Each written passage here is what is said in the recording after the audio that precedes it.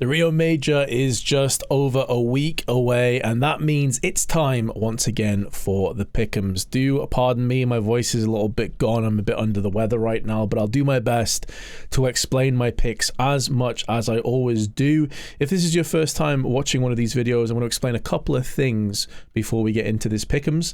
You need to get 5 correct in order to progress the Legend stage, with the Diamond dream still alive. I narrowly missed out on Diamond last major. I was attending Antwerp, so it was a bittersweet feeling.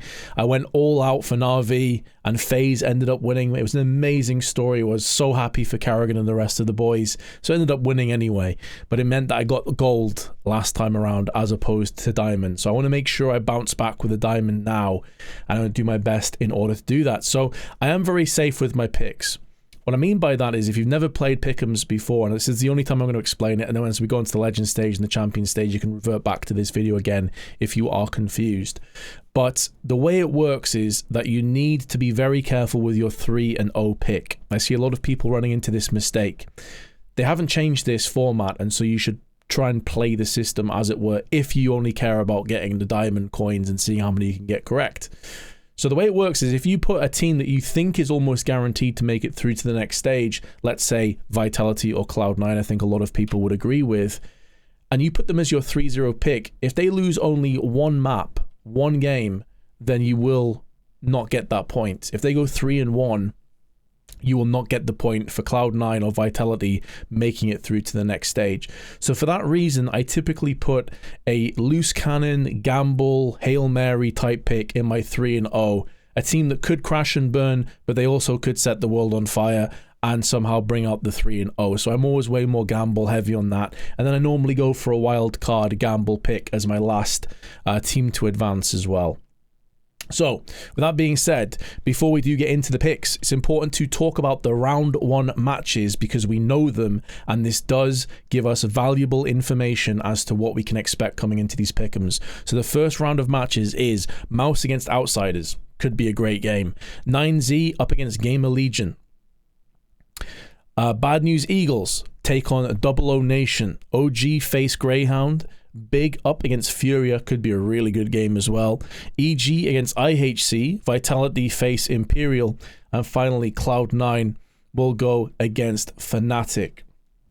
So there are some very good games there, but it also gives us valuable intel and maybe skews our decision making on our 0-3 and 3-0 picks. So we're going to start with our 0-3 pick first. I think this is actually one of the easiest decisions, although you can never fully know the way things are going to go. This is just prediction. It's educated guesses at the best of times.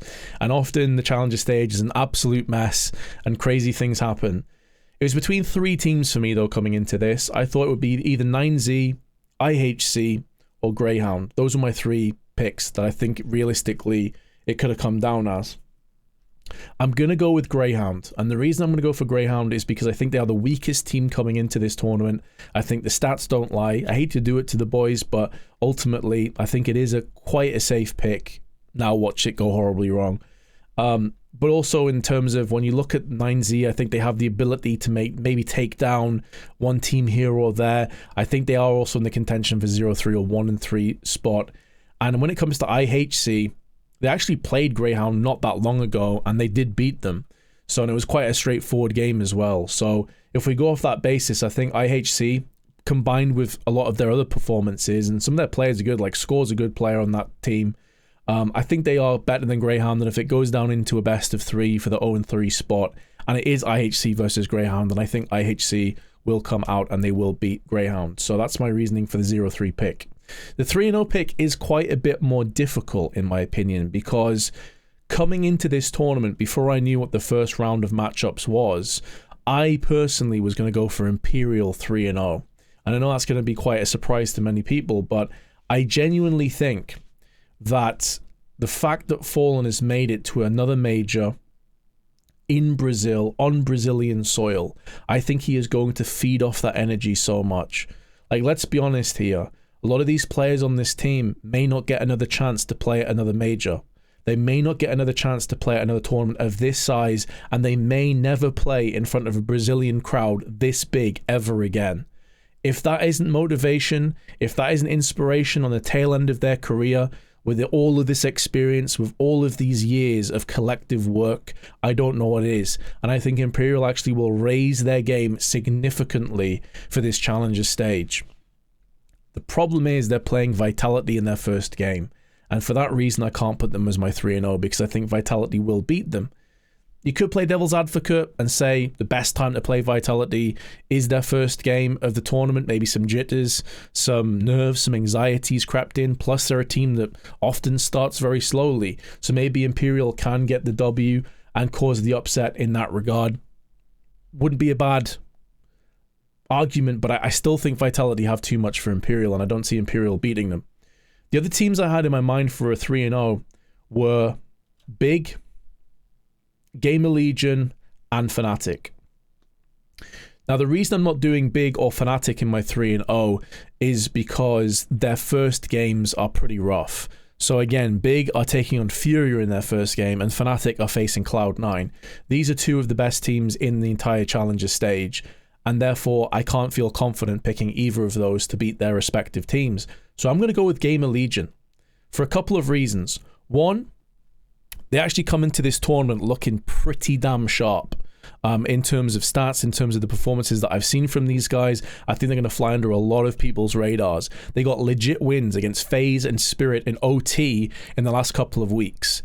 Keep an eye on this roster. Acor has been playing fantastically recently. IEM has been super solid as well for this Gamer Legion team. And they start against 9Z. I think that's a very winnable game. And then after that, who knows what happens. Again, you're picking your Hail Mary, your gamble pick for this 3-0. And I feel pretty good about Gamer Legion.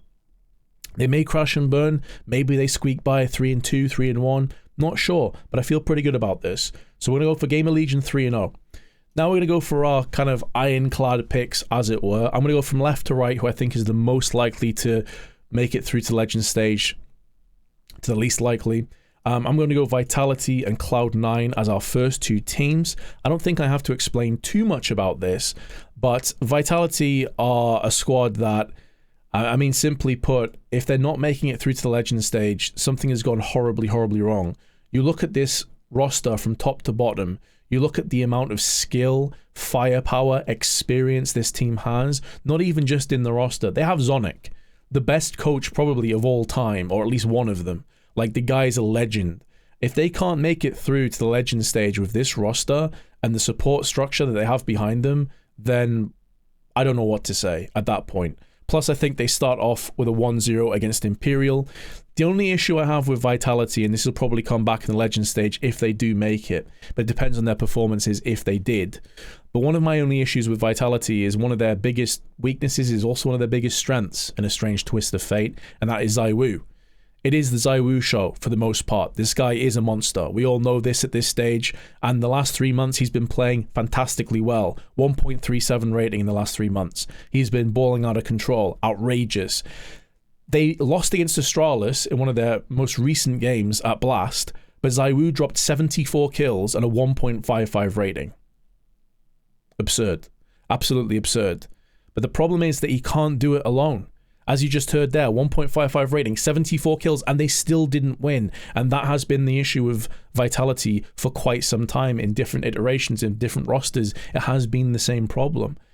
But if ZywOo comes in hot and he has somebody helps him out, somebody that manages to actually back him up and pull off a couple of big plays, then Vitality are going to be a real force to be reckoned with. Also keep an account as well, in September, in ESL Pro League 16, they won 8 games in a row, back to back. They were unbeaten for more than a month.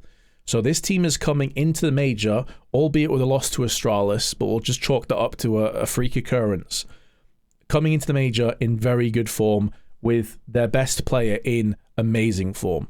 I think Vitality should have this in the bag. Cloud9, as I mentioned before, their first game is against Fnatic, and Fnatic, they have to also have a bit of a mention here because this is a team that for a while, let's be honest, Fnatic were kind of a non-factor. You had a Crims, you had a couple players that were very good, but they just never did anything. They were constantly underachieving for an org of that stature, an org of that reputation. I'm not going to say it's like the Fnatic of old, like a new era is upon us, but there's some glimpses. There's definitely a couple of things to be excited about if you're a Fnatic fan. they could be a dark horse for this group, to be honest. And if they weren't up against Cloud9 in their first game, I may have took a punt and gone for a 3-0 for these guys. Since completing Fascia, they've been hard to beat, to be honest. They've been very difficult to beat against some of the best teams in the world.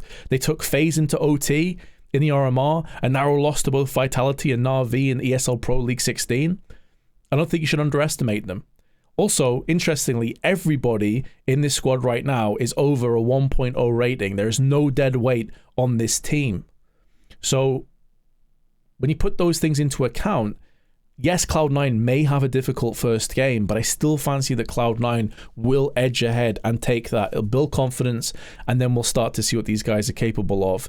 They've never really fully shown us what they're capable of, in my opinion, at LAN. There's been little glimpses here and there.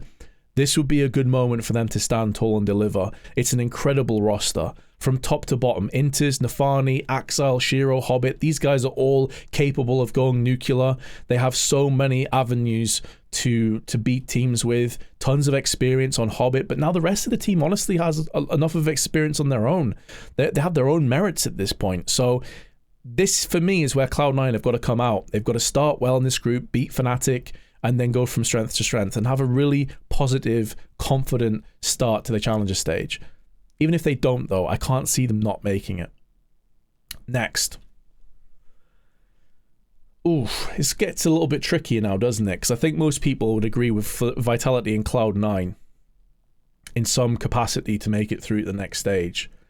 I am going to put in OG next.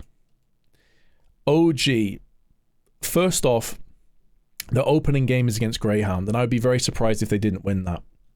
And starting off on a 1-0 is a huge advantage. It's a massive advantage. But it's more so than just that. When you look at this team, Dexter, since joining them, has been just insane, as he was at Spirit beforehand, obviously. He's been so good. They had a massive performance at Blast Premier Falls back in August. Since then, it has been a bit up and down. And if we're talking about recent form coming into the major, we have to mention that OG have had losses to Wings Up, Entropic, and Fours. These will be disappointing losses. Maybe paints a bit of a strange picture coming into this game, into this tournament, I should say. But they also haven't played that many officials in the last sort of 2 to 4 weeks. But as a positive, the only two teams that they lost to at the RMR were Heroic and Mouse, which are legit teams in their own right. So I think OG coming into this have a good chance of making something happen here. I think a lot of the pressure does rest on Dexter's shoulders, however, but I think he's more than capable of delivering. I think OG will make it through, especially as I expect them to go 1-0 to kick the group stage off. Next, we are going to go with Outsiders. Outsiders, love them or hate them, love their style of play or detest it. You can't argue that these guys grind out wins. They grind out from precarious positions, from bad spots. They look down and out and somehow they turn it around. However, they also do sometimes have just horrendous downturns as well. Outsiders are like the budget version of Virtus Pro, the Virtus Plow back in the day. And I don't just say that because their previous org was VP. That's how I feel about these guys. I never know what to expect from them. Will they come out swinging and end up crushing a team, or will they just lose to a team they should never even be getting close to losing to? I never know what to expect with them. What I will say is once Fame has come into this team, he's done a pretty good job. He's obviously very big shoes to fill with Kindar parting ways, and although he hasn't gone in for one sort of trade, he has done okay. He's done all right. But it's been tradition for Outsiders for the longest time where they'll just grind out these wins against teams that they really should be just decimating. And when it comes to the tier 1 teams, the elite level teams, they often do struggle. However, in this challenger stage, I would argue that they are one of the better teams in terms of their individual ability. When you look at some of the players like Kickert and Flip, for example, they're going to be up there with some of the best players in this challenger stage. And so I think they have enough to outlast a lot of these teams and make it through. It might be scrappy. They might end up pulling like a 3-1, something like that, but I think they'll get the job done. Next. I'm going for Furia next. As I mentioned before, I don't think you can understate this tournament being on Brazilian soil. I think that really escalates a lot of players' performance to the next level. Sure, it might be too much pressure for some players and they may very well crumble. It may be a detriment to some players. But I think Furia are the kind of positive energy, positive vibe team that is going to use that energy to actually their strengths as opposed to weaknesses. And let's also be honest, this Furia team is packed full of talent, packed full of great players. Yuri and Serato by themselves would be more than enough firepower for most teams. Just the two of them, they're insane. They've both also been playing very, very well. I believe Serato is around like a 1.3, if not more, rating over the last 2 months. He's been nuts. And Yuri's not been that far behind him. Safe, very solid player as well behind them. You obviously got Art, you've got Drop. This is a good team that I think should be making it through. Honestly, I want to see how they perform in the Challenger stage, but I wouldn't be surprised if they make it to like the champion stage again. They always seem to just pull that one off. However, notoriously, they often do struggle when it gets to best of threes, so watch this space. But I think they will make it through, and they are a real solid team. Last 2 picks coming up. It's a tough one, isn't it? Because there's a lot of teams that I'm looking at and I'm thinking they have the right to be in this. I'm thinking big. Bad News Eagles, Mouse, Double O Nation you could argue for, Fnatic, Imperial. I don't think I'm going to put Big in here, and it does hurt me because I'm a big fan of Tabson. He's a super nice dude. I think he's a fantastic player.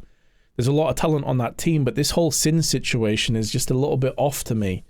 Yes, he's been playing well, and they've praised him, saying that he's much better than they ever expected him to be. But that was all in the RMRs. That was all in sort of lower tier stuff. We're now at the major. We're at the challenger stage. He's not quite there on the champion stage, don't get me wrong, but this is a big step up for Sin. This is a massive step up. I believe he's only 20 years of age. He has very little experience. And I don't doubt his skill level. He's been fine since he's joined the roster. He's been fine since he's filled in for Faven, who I believe he's ill and couldn't make it due to sickness. But this is a big ask for any player, and I feel like when you're going up against Furia in the first game, sure, it might be an element of the unknown, but I think that you're going to get punished a lot off some of these teams, and so I can't justify putting Big in, even though it does hurt me to say it. So I don't think Big is going to be on my list. Fnatic. Oh, it hurts to say for Fnatic as well that I just feel as though I can't rely on this roster just yet. There's been a lot of great things, and I know I was just bigging them up earlier, saying that like they're all pulling their weight, they're all taking like these games to OT and stuff. I'm tempted to put them in here, but then I would have to be taking out one of these other 2 teams that I have in my mind. I'm going to put Mouse in. I'm going to put Mouse. Now, this is with a big caveat, and I'm a bit nervous to put them in. Because I was looking through their stats and I was looking through their figures, and the player that you look at when it comes to Mouse for the most part is going to be Torzi. This guy's a nuts player. Obviously fantastic with the AWP. He is a game breaker, a game maker, depending on which way you look at it. But he's been very inconsistent over this last month. He got completely bodied by Na'Vi, albeit that's Na'Vi. But he seems to have very high highs and very low lows, and there's not much middle ground, and that concerns me. It depends on which Torzi shows up to this major, to be honest with you, and they're starting against outsiders, so that's also a bit of a concern for me on Mouse. But when you also look at their stats, Exertion came in, obviously BMAS was out a couple months ago. Exertion comes in, has done a really good job. He's been playing well with them. Additionally, they are only losing to very solid teams like Vitality and Na'Vi, and they're giving them a run for their money as well. Even though Torzi wasn't playing well, in the games where he wasn't playing well, players like Exertion were really stepping up. You saw Frozen have some big games as well, and Dexter was also fragging up pretty decently. So if he doesn't show up, it seems like it's not the end of the world. But at the same time, I think if they're going to be beating a lot of these teams in this Challenger stage and making it to the Legend stage, we need a Torzi to have a good performance here at this major. Otherwise, I don't see them making it. So this is a bit of a question mark for me. Now we're going to go for our wild card pick. And I'm not going to beat around the bush. I'm going for Imperial. And I know a lot of people will be like, huh? Like, sorry. The reason I'm doing this, I said it before, I think the nature of this tournament, the psychological elements that are being brought to the surface on Brazilian soil maybe the last chance, maybe the very last tournament they play of this stature. It's do or die for the Imperial boys, and I truly believe that is going to light a fire underneath them, and we're going to see an Imperial performance here that, sure, they might not go 3-0, they might not cause tons of upsets, and maybe they do get knocked out. That's why it's my wild card gamble pick. But I just have a gut feeling that they're going to be able to pick this one up, and it is going to ultimately be Imperial getting it done and moving through to the Legends stage. Now, the other reason I've put them in here at the end is because I feel pretty confident that at least 5 of these teams will make it through. Like, I think these 5 are making it. And you could argue Greyhound will go 0-3, and maybe Mouse will squeak by. Maybe he'll get like 7 out of 9 if these 2 aren't right. But I feel pretty comfortable I'm going to get at least 5. So it gives me a little bit more leeway to go ahead and pick in my Imperial as my 7th and final advancing team.